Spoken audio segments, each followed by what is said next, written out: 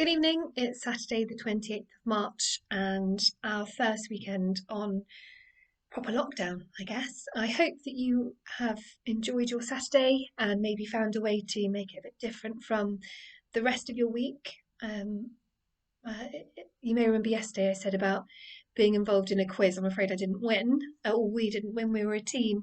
But that does mean, thankfully, that I don't have to plan the quiz for Friday. So we're going to do that as a group of friends every Friday. So it might be quite nice if you've got a way of video conferencing or chatting to a group of people, maybe arrange some kind of quiz and set a time a week to do that with each other. It was quite fun.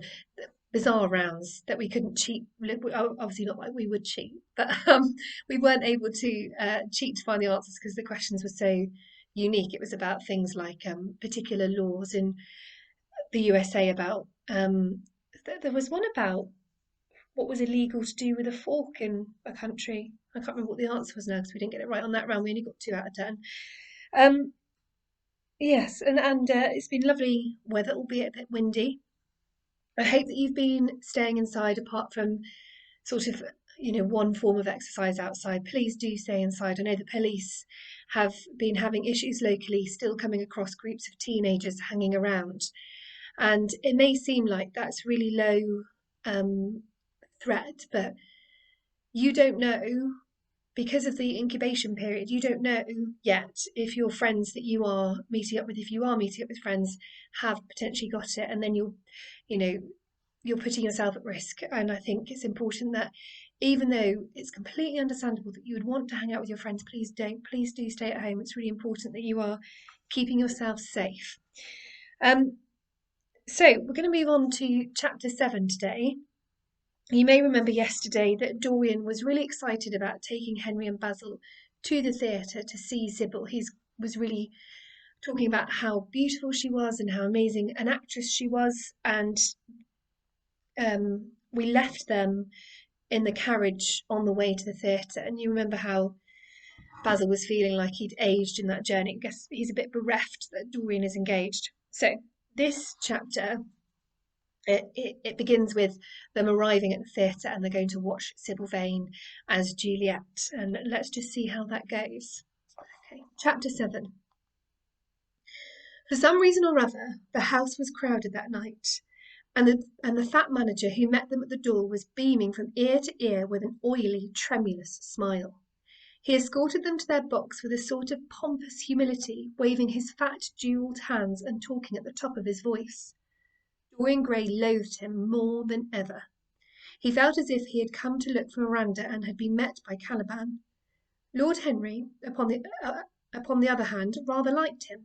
At least he declared he did, and insisted on shaking him by the hand and assuring him that he was proud to meet a man who had discovered a real genius and gone bankrupt over a poet.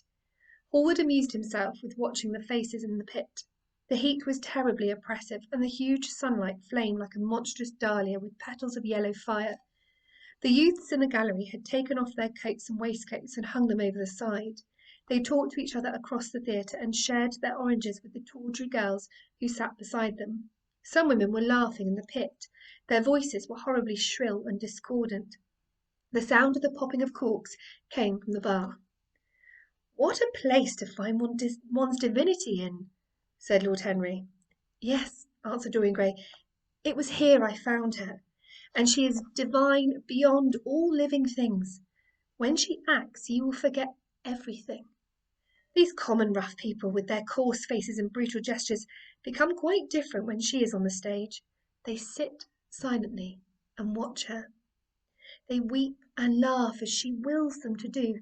She makes them as responsive as a violin. She spiritualizes them, and one feels they are of the same flesh and blood as oneself." "The same flesh and blood as oneself? Oh, I hope not," exclaimed Lord Henry, who was scanning the occupants of the gallery through his opera glasses. "Don't pay him any attention, Dorian," said the painter. "I understand what you mean, and I believe in this girl. Any one you love must be marvellous, and any girl that has the effect you describe must be fine and noble. To spiritualize one's age, that is something worth doing. If this girl can give a soul to those who have lived without one, if she can create the sense of beauty in people whose lives have been sordid and ugly, if she can strip them of their selfishness and lend them tears for sorrows that are not their own, she is worthy of all your adoration, worthy of the adoration of the world. This marriage is quite right. I did not think so at first, but I admit it now. The gods made Sybil Vane for you. Without her, you would have been incomplete. Thanks, Basil, answered Dorian Gray, pressing his hand. I knew that you would understand me. Harry is so cynical, he terrifies me. But here is the orchestra. It is quite dreadful, but it only lasts for about 5 minutes. Then the curtain rises, and you will see the girl to whom I am going to give all my life, to whom I have given everything that is good in me. A quarter of an hour afterwards, amidst an extraordinary turmoil of applause, Sybil Vane stepped onto the stage. Yes, she was certainly lovely to look at, one of the loveliest creatures Lord Henry thought that he had ever seen. There was something of the fawn in her shy grace and startled eyes. A faint blush, like the shadow of a rose in a mirror of silver, came to her cheeks as she glanced at the crowded, enthusiastic house. She stepped back a few paces, and her lips seemed to tremble. Basil Hallward leapt to his feet and began to applaud. Motionless, and as one in a dream, sat Dorian Gray, gazing at her. Lord Henry peered through his glasses, murmuring, "Charming, charming." The scene was the hall of Capulet's house, and Romeo, in his pilgrim's dress, had entered with Mercutio and his other friends. The band, such as it was, struck up a few bars of music, and the dance began. Through the crowd of ungainly, shabbily dressed actors, Sybil Vane moved like a creature from a finer world. Her body swayed while she danced, as a plant sways in the water.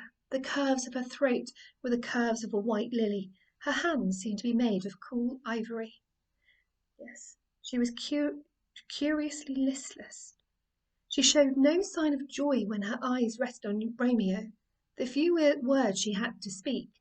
Good pilgrim, you do wrong your hands too much, which mannerly devotion shows in this. For saints have hands that pilgrims' hands do touch, and palm to palm is holy palmer's kiss. But the brief dialogue that follows was spoken in a thoroughly artificial manner. The voice was exquisite, but from the point of view of tone it was absolutely false. It was wrong in colour, it took away all the life from the verse, it made the passion unreal. Dorian Gray grew pale as he watched her. He was puzzled and anxious. Neither of his friends dared to say anything to him. She seemed to them to be absolutely incompetent. They were horribly disappointed. Yet they felt that the true test of any Juliet is the balcony scene of the second act. They waited for that. If she failed there was nothing in her. She looked charming as she came out in the moonlight. That could not be denied. But the staginess of her acting was unbearable, and grew worse as she went on. Her gestures became absurdly artificial. She overemphasized everything that she had to say. The beautiful passage, "Thou knowest the mask of night is on my face, else would a maiden blush bepaint my cheek for that which thou hast heard me speak to-night," was declaimed with the painful precision of a schoolgirl who has been taught to recite by some second-rate professor of elocution. When she leaned over the balcony and came to those wonderful lines, "Although I joy in thee, I have no joy of this contract to-night. It is too rash, too unadvised, too sudden, too like the lightning which doth cease to be ere one can say, it lightens, sweet good night. This bud of love, my summer's ripening breath, may prove a beauteous flower when next we meet." She spoke the words as though they conveyed no meaning to her. It was not nervousness. Indeed, so far from being nervous, she was absolutely self-contained. It was simply bad art. She was a complete failure. Even the uncommon, uneducated audience of the pit and gallery lost their interest in the play. They got restless and began to talk loudly and to whistle. The manager, who was standing at the back of the dress circle, stamped and swore with rage. The only person unmoved was the girl herself.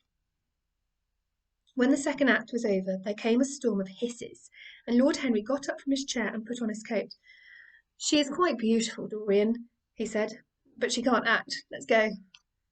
"I'm going to see the play through," answered the lad in a hard, bitter voice. I'm awfully sorry that I have made you waste an evening, Harry. I apologise to you both. My dear Dorian, I should think Miss Vane is ill, interrupted Hallward. We will come some other night. I wish she were ill, he rejoined, but she seems to me to be simply callous and cold. She's entirely altered. Last night she was a great artist. This evening she is merely a commonplace, mediocre actress. Don't talk like that about anyone you love, Dorian. Love is a more wonderful thing than art. They are both simply forms of imitation, remarked Lord Henry. But do let us go, Dorian. You must not stay here any longer. It is not good for one's morals to see bad acting. Besides, I don't suppose you will want your wife to act. So what does it matter if she plays Juliet like a wooden doll? She is very lovely. And if she knows as little about life as she does about acting, she will be a delightful experience. There are only two kinds of people who are really fascinating. People who know absolutely everything and people who know absolutely nothing.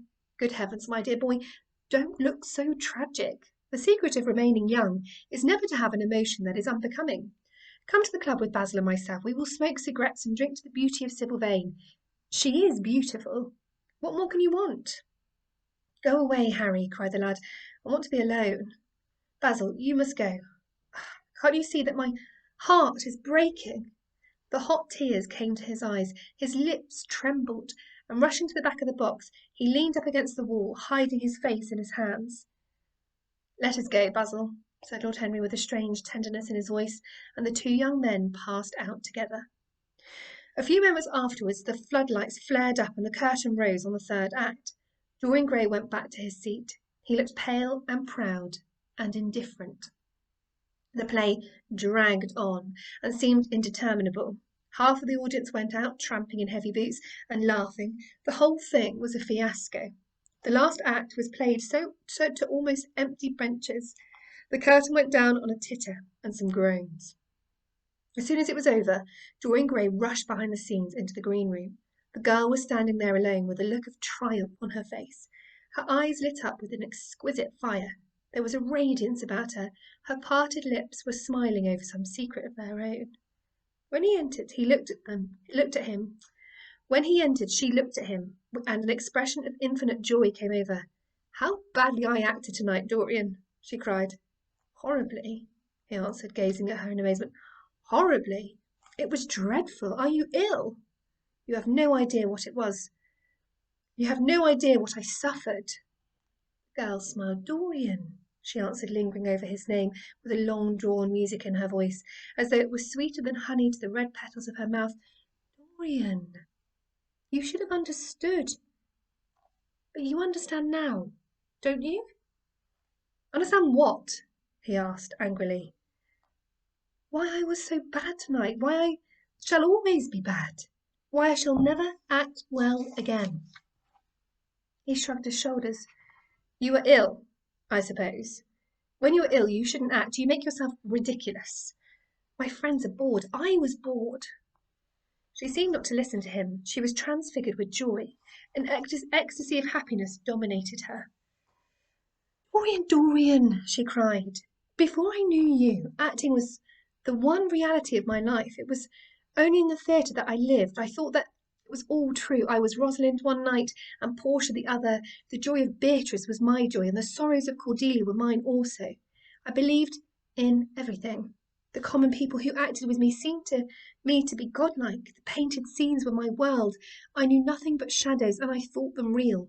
You came, oh, my beautiful love, and you freed my soul from prison. You taught me what reality really is.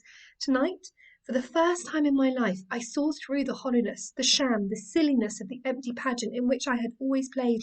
Tonight, for the first time, I became conscious that the Romeo was hideous and old and painted, that the moonlight in the orchard was false, that the scenery was vulgar, and that the words I had to speak were unreal, were not my words, were not what I wanted to say. You had brought me something higher, something of which all art is but a reflection. You had made me understand what love really is, my love, Prince Charming, Prince of Life. I have grown sick of shadows. You are more to me than all art can ever be. What am I to do with the puppets of a play? When I came on tonight, I could not understand how it was that everything had gone from me. I thought that I was going to be wonderful. I found that I could do nothing. Suddenly it dawned on my soul what it all meant. The knowledge was exquisite to me. I heard them hissing and I smiled. What could they know of love such as ours?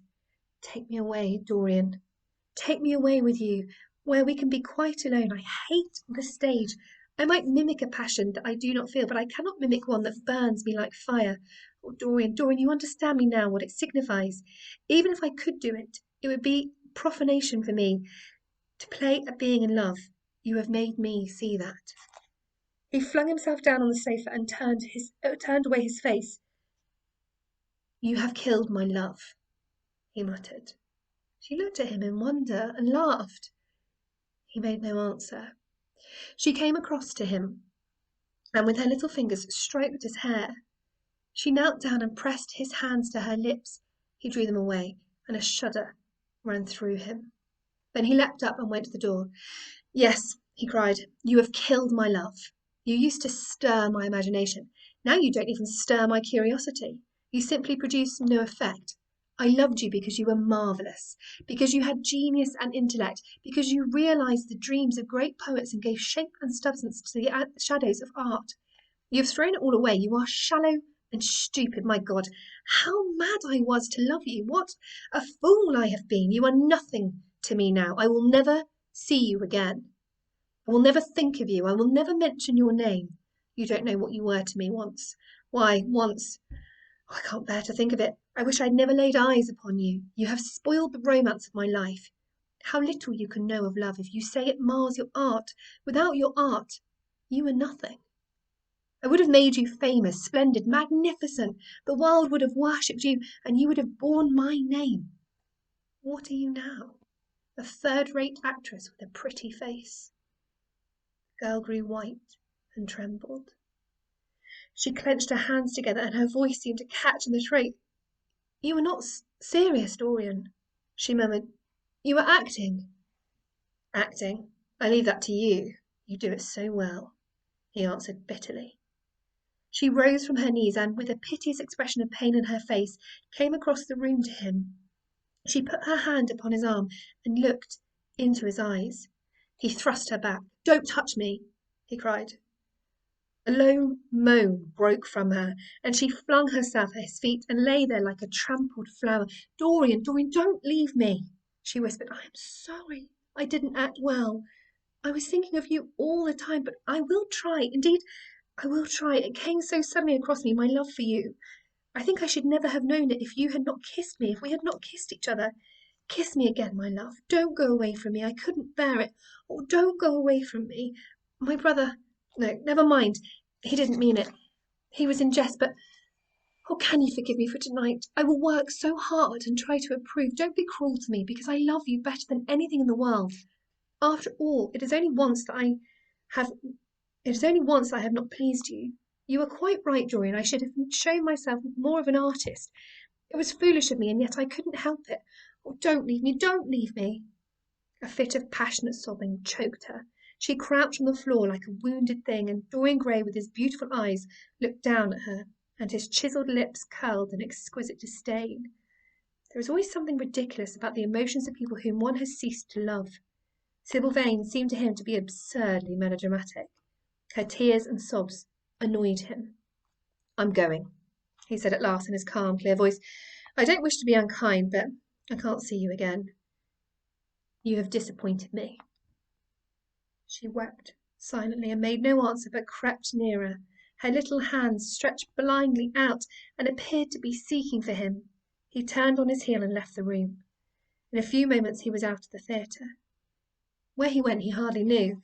He remembered wandering through dimly lit streets past gaunt black-shadowed archways and evil-looking houses. Women with hoarse voices and harsh laughter had called after him. Drunkards had reeled by cursing and chattering to themselves like monstrous apes.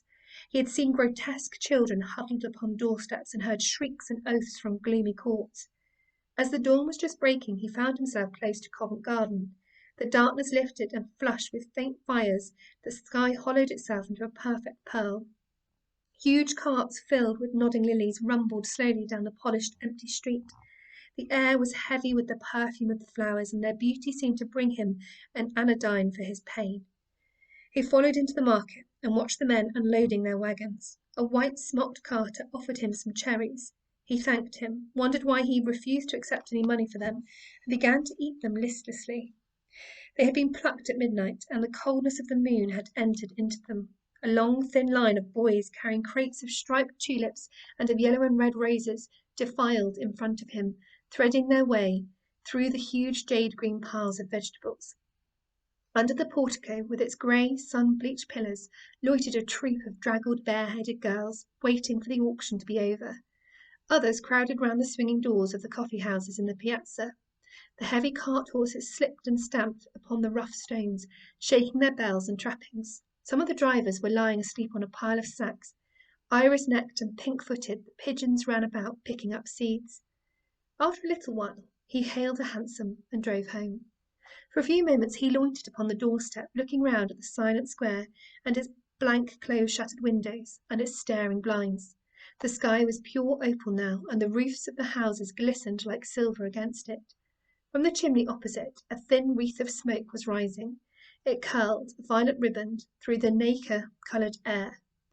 In the huge gilt Venetian lantern, spoil of some doge's barge, that hung from the ceiling of the great oak-panelled hall of entrance, lights were still burning from 3 flickering jets. Thin blue petals of flame they seemed, rimmed with white fire. He turned them out, and, having thrown his hat and cape on the table, passed through the library towards the door of his bedroom. A large octagonal chamber on the ground floor that, in his newborn feeling for luxury, he had just had decorated for himself, and hung with some curious Renaissance tapestries that had been discovered stored in a disused attic at Selby Royal. As he was turning the handle of the door, his eye fell upon the portrait Basil Hallward had painted of him. He stared back as if in surprise. Then he went on into his own room, looking somewhat puzzled. After he had taken the buttonhole out of his coat, he seemed to hesitate. Finally he came back, went over to the picture, and examined it. In the dim arrested light that struggled through the cream-coloured silk blinds, the face appeared to him to be a little changed. The expression looked different. One would have said that there was a touch of cruelty in the mouth. Certainly strange. He turned round and, walking to the window, drew up the blind. The bright dawn flooded the room and swept the fantastic shadows into dusky corners where they lay shuddering. But the strange expression that he had noticed in the face of the portrait seemed to linger there, to be more intensified even. The quivering, ardent sunlight showed him the lines of cruelty around the mouth as clearly as if he had been looking into a mirror after he had done some dreadful thing. He winced, and taking up from the table an oval glass framed in ivory cupids, one of Lord Henry's many presents to him, glanced hurriedly into polished depths. No line like that walked his red lips. What did it mean? He rubbed his eyes and came close to the picture and examined it again. There were no signs of any change when he looked at the actual painting, and yet there was no doubt that the whole expression had altered. It was not a mere fancy of his own. The thing was horribly apparent. He threw himself into a chair and began to think. Suddenly there flashed across his mind what he had said in Basil Hallward's studio the day the picture had been finished. Yes, he remembered it perfectly. He had uttered a mad wish that he himself might remain young, and the portrait grow old, that his own beauty might be untarnished, and his face on the canvas bear the burden of his passions and his sins, that the painted image might be seared with the lines of suffering and thought, and that he might keep all the delicate bloom and loveliness of his then just conscious boyhood. Surely his wish had not been fulfilled.